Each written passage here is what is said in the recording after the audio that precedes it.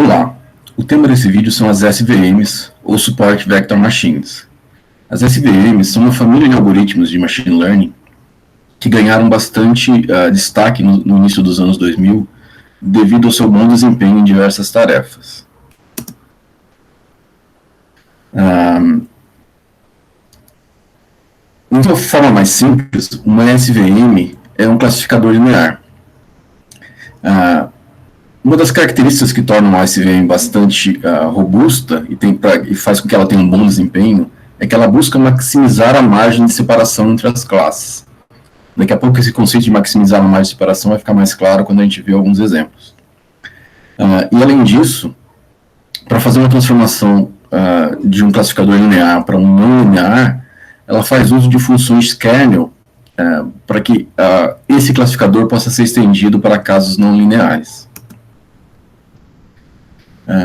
Então, qual que é a diferença da Support Vector Machine no seu estado básico para outros classificadores lineares?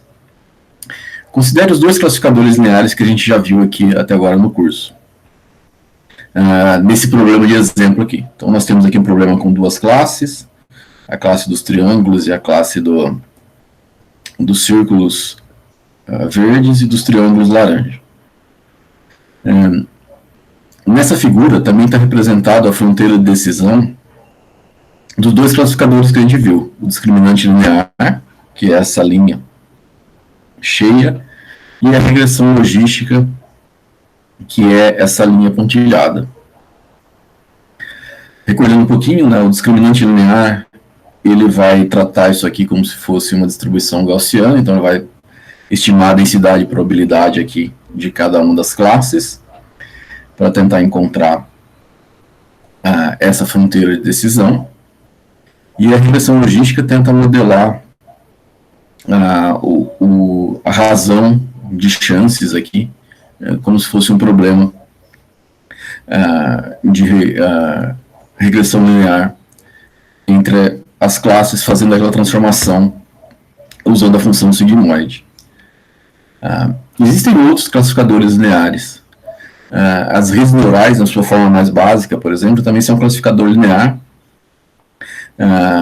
e iria traçar outras fronteiras de decisão aqui, dependendo de como que ela é inicializada.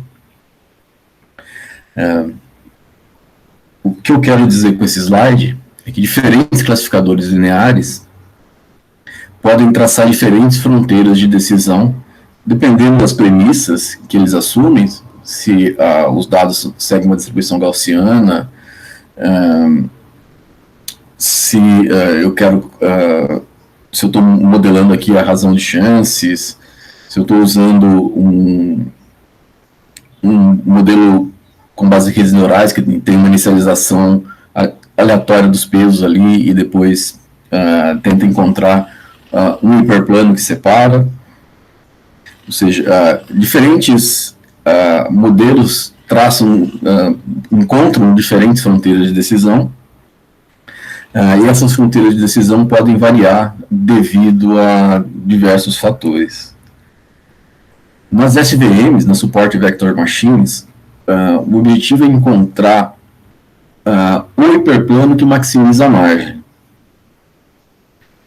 Nesses outros modelos aqui, de classificação, não tem nenhuma restrição do quão próximo ou quão distante essa margem vai estar dos dados, essa fronteira vai estar dos dados. Se tivesse mais exemplos da classe círculo, por exemplo, o discriminante linear poderia vir um pouquinho mais para cá. Enfim, em uma rede neural a gente poderia ter essa fronteira de decisão aqui, perpendicular aos eixos. O grande diferencial das SVMs é que dentre todos os possíveis separações, dentre todas as possíveis fronteiras de decisão, no caso aqui um problema bidimensional, da reta que separa os dados, ela encontra aquela que, se eu pegar o exemplo que está mais próximo da margem de um lado e o exemplo que está mais próximo da margem do outro, essa margem de separação aqui vai ser maximizada. Se eu traçar, por exemplo, um separador linear aqui, ele também separa as duas classes, mas ele vai estar mais próximo desse exemplo aqui, e a margem entre elas vai ser desse tamanho aqui. Se eu traçar um separador linear aqui, por exemplo, ele vai estar mais próximo desse, e a margem vai ser menor do que essa margem aqui. Então, a característica das SVMs é que, dentre todos os possíveis hiperplanos, ou no caso aqui retas, que a gente está no caso bidimensional, ele vai querer encontrar a que maximiza a margem de separação entre as classes, e ele quer que essa linha esteja a mesma distância, tanto dessa classe, da classe dos triângulos laranja, quanto dessa outra classe, a classe dos círculos verdes. Então, essa largura aqui é a mesma dos dois lados. Então, esse fato de tentar procurar o hiperplano que maximiza a margem tem algumas garantias que, se os dados têm uma distribuição, seguem a mesma distribuição do que os dados do conjunto de treinamento, é o que teria a melhor expectativa de ter um desempenho, melhor desempenho em dados ainda não vistos.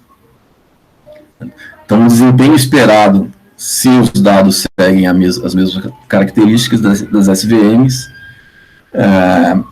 segundo esse teorema, seria o melhor entre os possíveis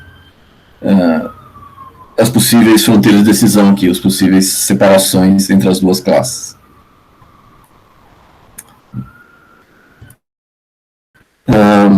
Vamos tentar entender um pouco mais como que funcionam as SVMs. E para fazer isso, vamos fazer um paralelo com a regressão logística que a gente viu alguns vídeos atrás. Então, na regressão logística, a gente tem um hiperplano que separa. A gente quer encontrar um hiperplano que é a fronteira entre as duas classes. No caso bidimensional, como a gente viu no vídeo, a gente tem uma reta, né, mas a gente tem um espaço de n dimensões. E isso é um hiperplano que tem uma equação linear parecida com isso aqui, né? Então tem um coeficiente para cada atributo da minha base, mais esse coeficiente livre aqui do hiperplano, que faz o deslocamento. E a gente pode representar essa equação aqui de uma maneira mais compacta, fazendo esse produto vetorial aqui, esse produto entre esses dois vetores, entre o vetor de coeficientes e o vetor de dados. Vamos chamar de Z o resultado desse hiperplano, e como a gente viu lá no caso da regressão logística, a gente quer encontrar esse hiperplano Z que minimiza o custo de classificação errada. E onde o custo de classificação errada por causa da regressão logística é dado pela função logística, que é essa daqui.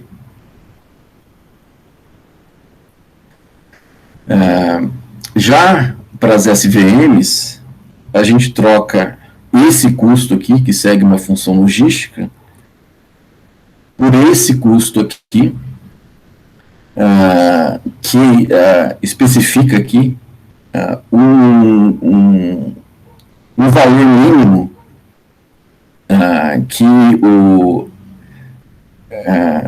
que adiciona esse valor aqui ao coeficiente, ao resultado do hiperplano. E o objetivo desse valor adicionado aqui é garantir que a gente está respeitando as margens.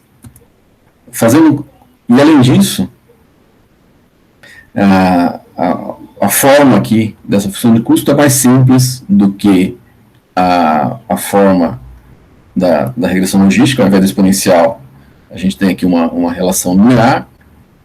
E essa função de custo, ela é zerada se o exemplo ele está do lado correto da margem. Então, fazendo um comparativo aqui entre as duas funções de custo, então isso aqui é a função de custo de um exemplo da classe positiva, no caso da regressão logística, em azul,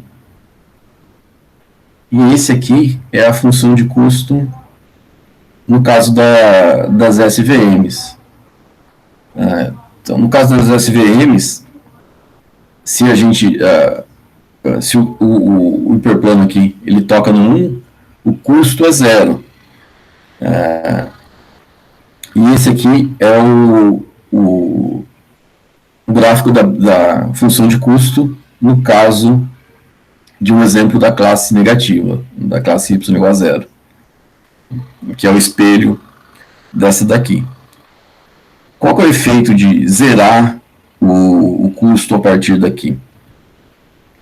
No caso das SVMs, aquele fato de zerar o custo a partir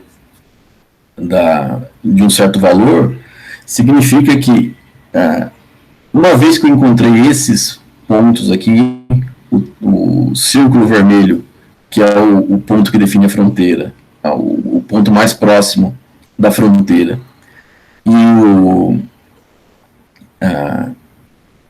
o triângulo vermelho, uma vez que eu encontrei esses caras, esses exemplos que estão do lado de cá e que são da mesma classe, não contribuem para o cálculo da função de custo. Ou seja, só os exemplos que estão mais próximos da fronteira os que contribuem para o cálculo da função de custo.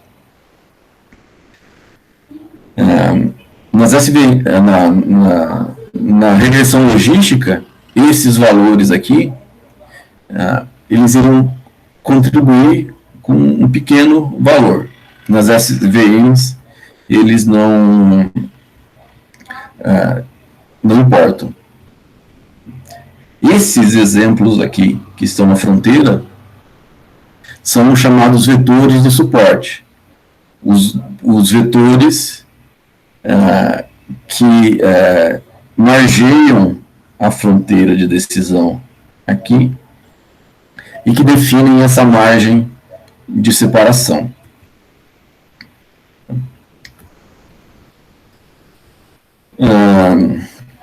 Qual é o efeito dessas duas funções de custo diferente aqui? Na regressão logística, a gente quer que um exemplo positivo, o valor predito dele, a probabilidade dele se aproxime o máximo possível de 1, e que o exemplo esteja do lado positivo da margem, né, do lado em que então, a fronteira de decisão, a reta Z aqui, define a margem, de um lado é positivo, do outro é negativo.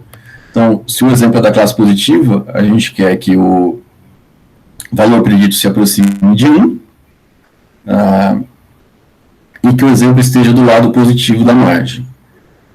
E, por caso de um exemplo da classe negativa, a gente quer ao contrário, a gente quer que o valor predito se aproxime de 0 e que o exemplo esteja do lado negativo da margem.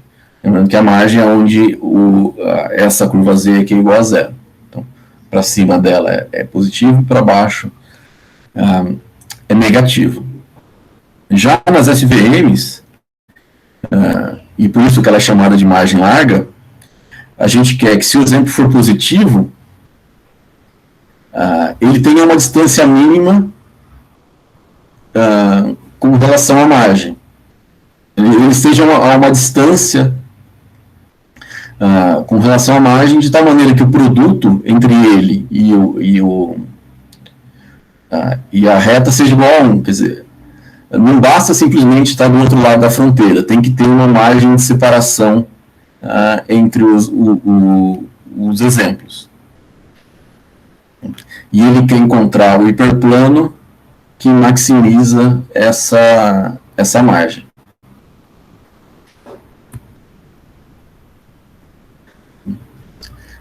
E como é que as SVMs encontram esse hiperplano? Um dos grandes desafios para o desenvolvimento das SVMs é que encontrar esse hiperplano é computacionalmente custoso. Demoraram vários anos aí de pesquisa para encontrar maneiras de resolver o problema de otimização que visa encontrar esse plano. Então a gente tem aqui, a gente quer minimizar a função de custo aplicada para todos os exemplos de um conjunto de dados. E é possível mostrar que minimizar essa função de custo usando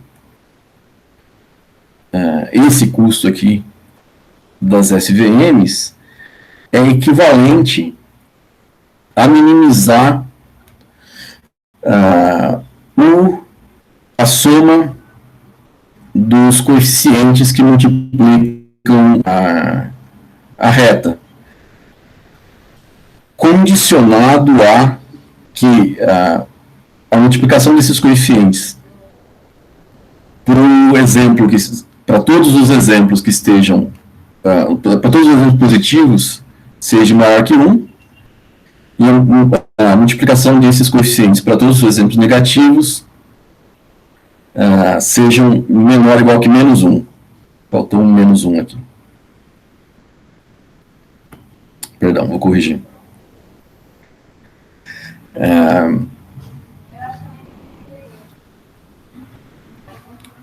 Então, se eu conseguir encontrar esses coeficientes em que eu minimizo a soma deles, respeitando essas condições, ou seja, que o produto escalar aqui entre esse vetor e os exemplos positivos seja maior que 1, e o produto entre o vetor e os exemplos negativos seja menor que menos 1, então a gente encontraria o hiperplano que maximiza a margem. E por que isso acontece?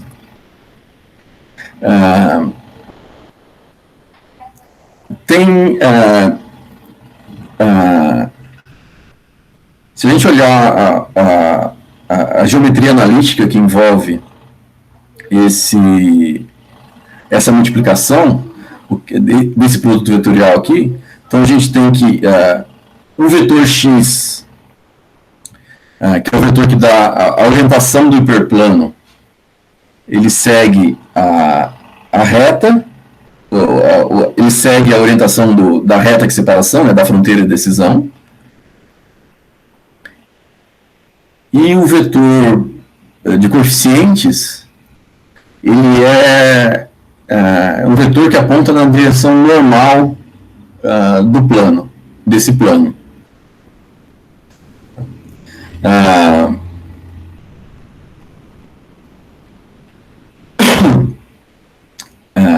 E eu quero que essa multiplicação, o valor dela, seja 1, no caso dos exemplos positivos, e seja 0, no caso dos exemplos negativos. Como as orientações estão fixas, né, um é normal ao outro,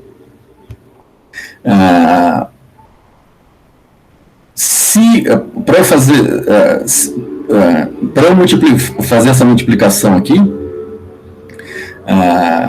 de maneira a minimizar B, isso implica, corresponde a maximizar a margem.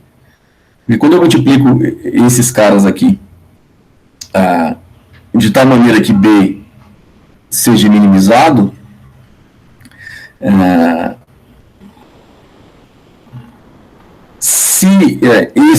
se essa margem for pequena, o comprimento de B, a dimensão de B, tem que crescer para a multiplicação ser igual a 1. Já se eu estou no caso de uma margem larga, o efeito que eu tenho é que esse vetor, a dimensionalidade desse vetor tende a diminuir. Tem a prova completa em vários lugares que mostram que à medida que eu vou maximizando a margem, o tamanho de B tende a diminuir e que esses dois problemas são equivalentes. Maximizar a margem significa diminuir o tamanho desse B aqui, respeitando as restrições. Então, essa aqui é a definição canônica das SVMs. Eu quero encontrar um classificador, um hiperplano de separação que maximiza a margem. Essa definição funciona bem em dados que são linearmente separáveis e que não tem a presença de outliers. Mas olha o que acontece se, por acaso, eu tiver um novo exemplo, que é esse triângulo laranja aqui, e ele está próximo da classe positiva, né, da classe verde, de triângulos, de círculos verdes, mas ele está longe da classe de triângulos laranja. Esse triângulozinho laranja aqui, ele pode ser um outlier, um dado espúrio, que por algum erro de medida ou algum erro de anotação, ele apareceu aqui. Um caso muito raro que acontece poucas vezes em dados futuros. Vamos comparar qual que é o efeito de introduzir esse outlier no discriminante linear, na regressão logística e nas SVMs.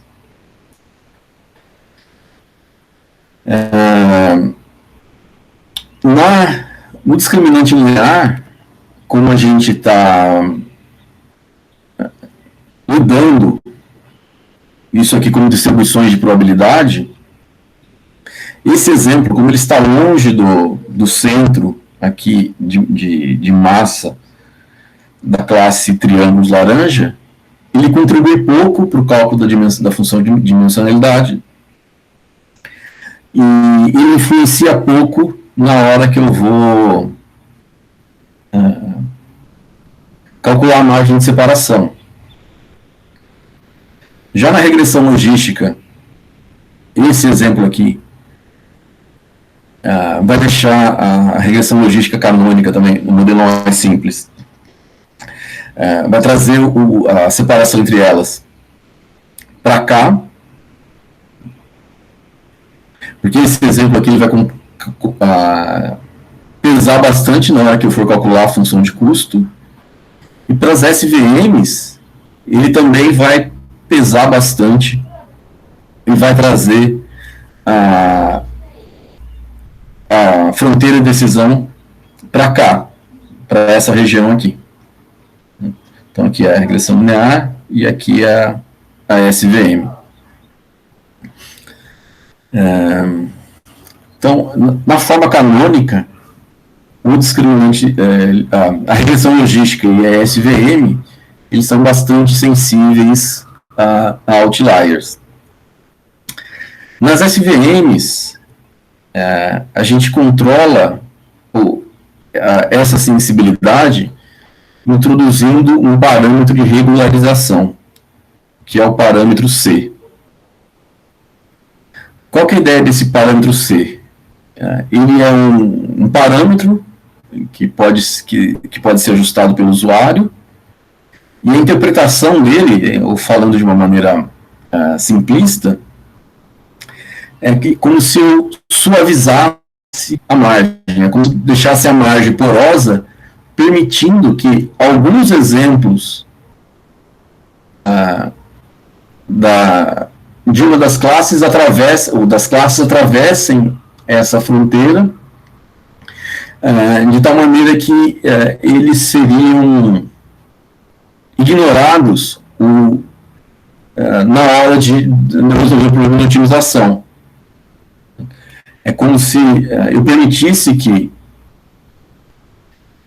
se esse exemplo aqui ele está muito longe dos demais,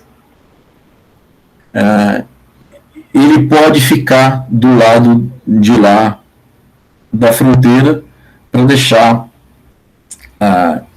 de tal maneira que o algoritmo ignorasse, entre aspas, esse exemplo que está do lado margem do outro lado da fronteira. Então, esse parâmetro C corresponde a admitir uma pequena violação da margem de separação, de tal maneira que exemplos que estejam do outro lado não contem ou na hora de eu fazer resolver o problema de otimização, de encontrar o hiperplano separador. Então é como se eu tivesse uma tolerância que entre encontrar um hiperplano com uma margem mais larga, ou tentar, mesmo que tenha alguns exemplos que estejam violando a fronteira, ou tentar encontrar um hiperplano com uma margem menor, sem nenhum exemplo violando a fronteira, eu prefiro encontrar um hiperplano com uma margem maior, ignorando essas violações, do que encontrar um que tem uma margem menor, mas sem violar essa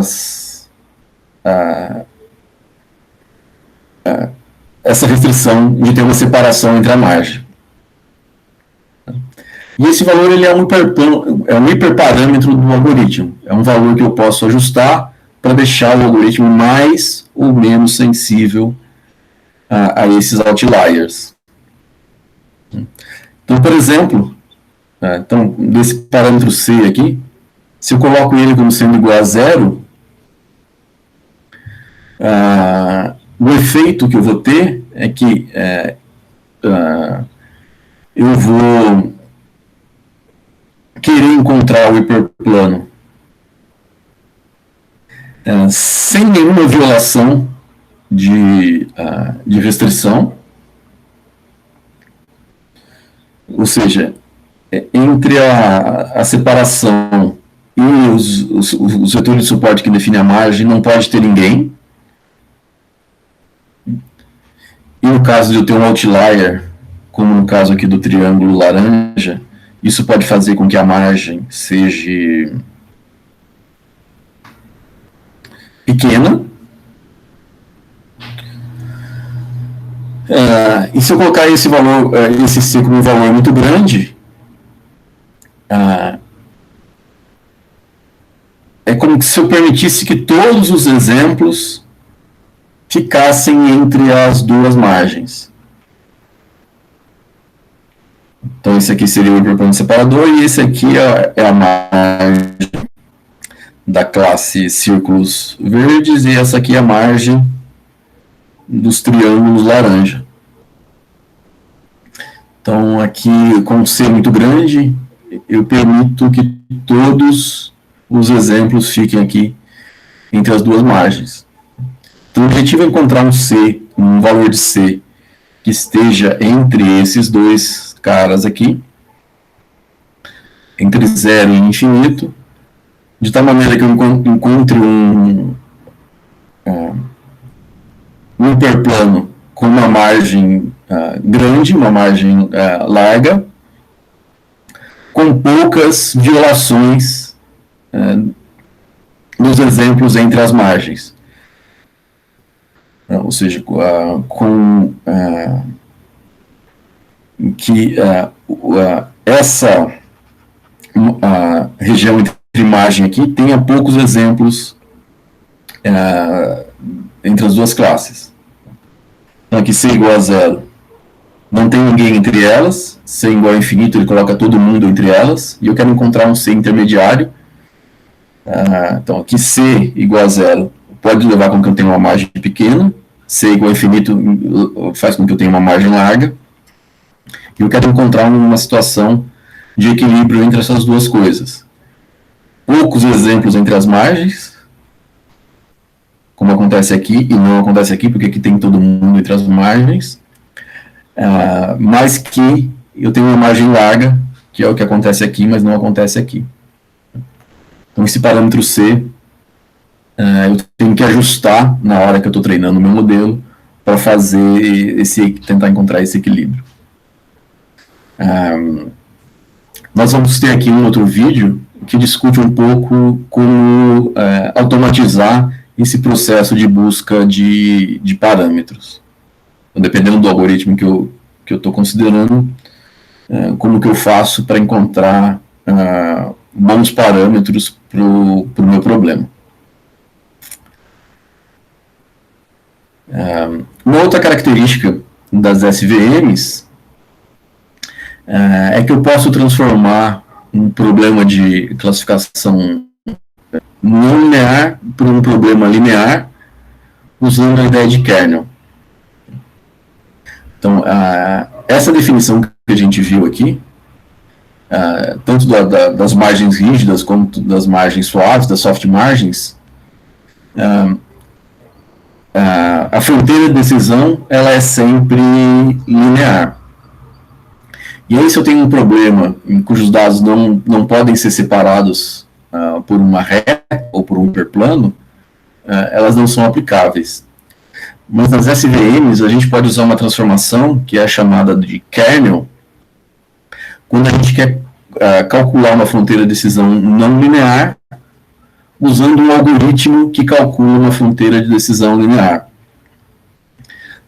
E a ideia do kernel, sem detalhar muito por questão de tempo, é que a gente faz uma transformação no espaço de tal maneira que a gente sai do espaço original, em que o separador linear não funciona, para um outro espaço em que o separador linear possa funcionar, encontra a fronteira de decisão nesse espaço transformado e depois pode aplicar a mesma transformação para novos exemplos e fazer uso desse classificador linear, desse modelo linear, para classificar exemplos naquele espaço transformado.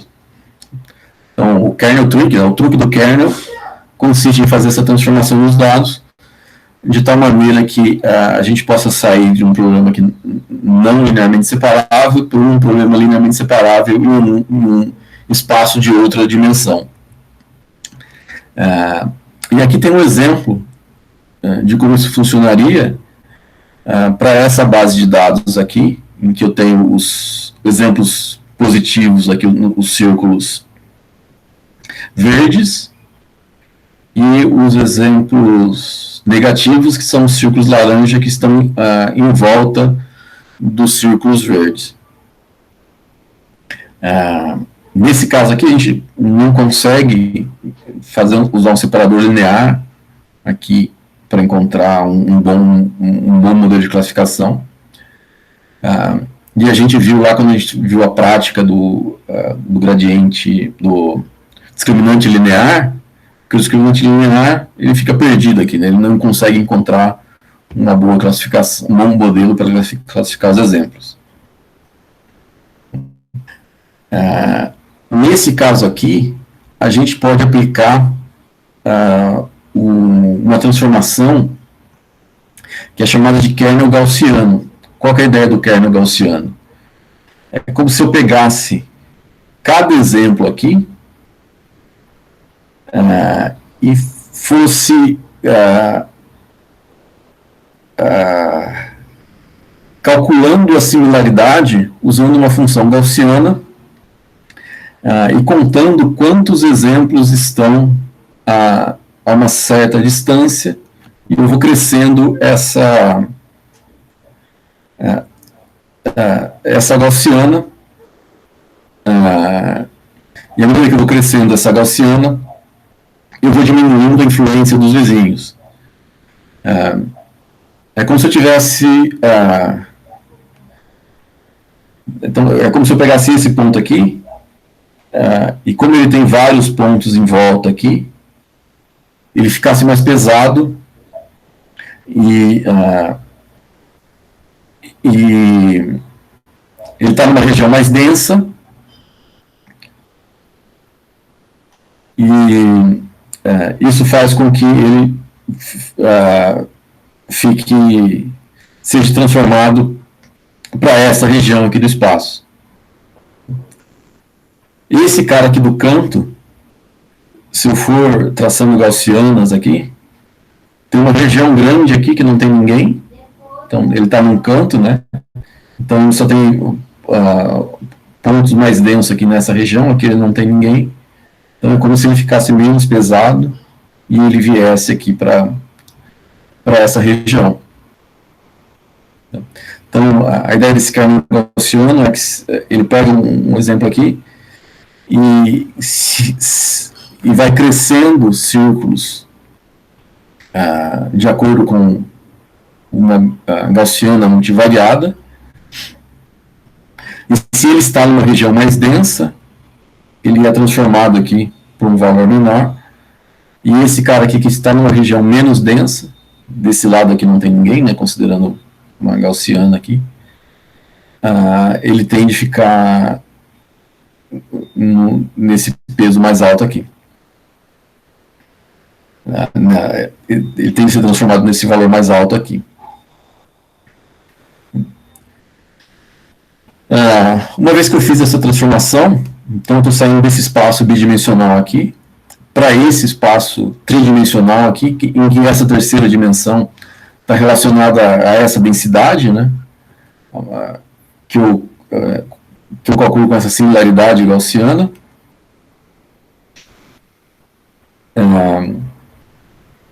Isso faz com que eu consiga encontrar um hiperplano aqui que separa os exemplos da classe azul, da classe verde, perdão, da classe círculos verde, da classe dos círculos laranja. Eu tenho um hiperplano aqui, porque se eu olhar aqui o X3, tem uma região aqui, eu posso fatiar esse plano aqui, né, em que esses pontos estão para baixo desse valor do X3 e esses pontos estão para cima do valor do X3. Então, nesse espaço aqui, eu tenho esse hiperplano que separa os dados, e que se eu projetar esse hiperplano no espaço original, corresponde a um classificador não linear.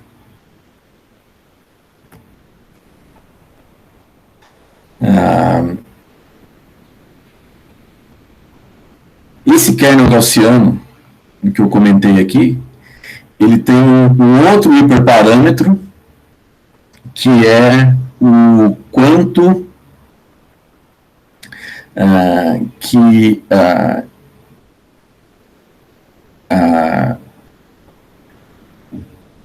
a distância, o quanto que a distância entre um par de exemplos influencia na similaridade.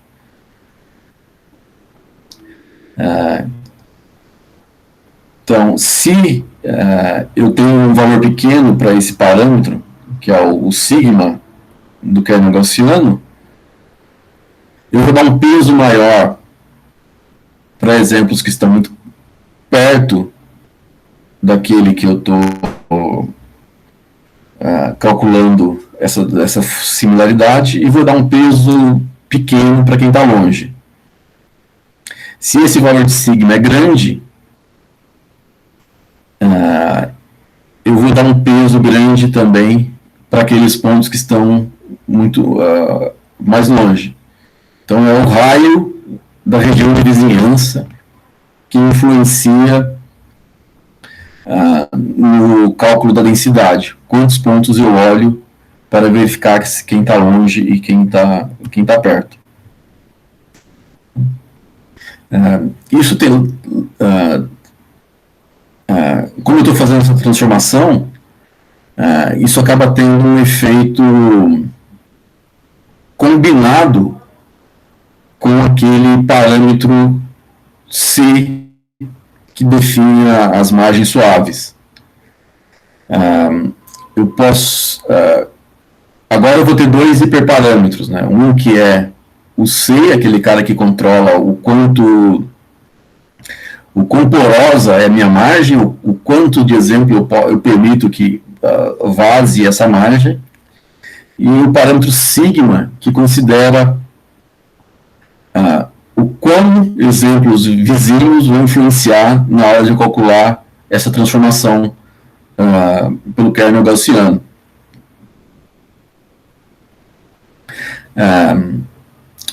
E aí eu tenho um problema que, às vezes, se eu aumento um, tem um efeito negativo no outro, e se eu mexo nesse, tem um efeito negativo nesse. Então, esse meu problema de encontrar hiperparâmetros, se eu tenho vários hiperparâmetros, acaba introduzindo um problema complicado, porque às vezes eu tenho que lidar com os dois, esses dois hiperparâmetros, e eles são antagonistas. Quando a gente estiver discutindo otimização de parâmetros, no vídeo sobre otimização de hiperparâmetros, a gente vai olhar melhor essa influência. Além do kernel gaussiano, existem outros tipos de kernel, o kernel linear, kernel polinomial, que quadrado, técnicas não paramétricas, como intersecção de histograma, técnicas baseadas no encoding de strings, se eu estou trabalhando com dados de texto, tem vários outros kernels que podem ser usados, e cada um tem o seu próprio conjunto de parâmetros. E para terminar, só mostrar um comparativo da fronteira de decisão gerada pela SVM, usando kernel, do problema de espirais, né? As duas classes estão definidas aqui como duas espirais, uma dentro da outra. E a fronteira de decisão gerada por uma floresta aleatória, uma random forest. Que random forest está discutida no vídeo sobre árvores de decisão. Então, as random forests, elas tentam... as árvores de decisão, né, a fronteira, ela tenta ser paralela aos eixos, e como eu estou fazendo uma média de várias fronteiras, eu consigo fazer um mapeamento aqui não paralelo, fazendo essa combinação entre várias fronteiras. Então, tem várias regiões aqui paralelas aos eixos, com essas regiões aqui, em que eu obtive a partir da combinação de várias árvores. E essa aqui de uma SVM, usando a transformação, um kernel. Então, tem aqui essa fronteira de decisão, que segue o formato dessa espiral. Então, as SVMs é um modelo de classificação bastante poderoso, que ganhou popularidade a partir dos anos 2000, 2010, que ela busca maximizar a separação entre as classes e pode usar a ideia de kernel para resolver problemas não lineares.